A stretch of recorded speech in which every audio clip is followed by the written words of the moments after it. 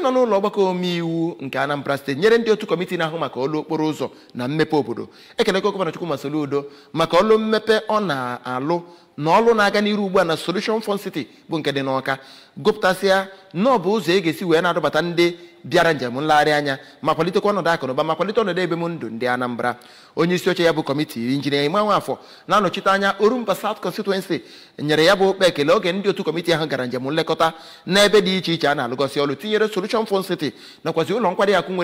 nwere ụlọ ga-adị nkeji 10 n'ọnụọgụ. Mana Echigbata bụ onye nta akụkọ anyị wetara anyị akụkọ.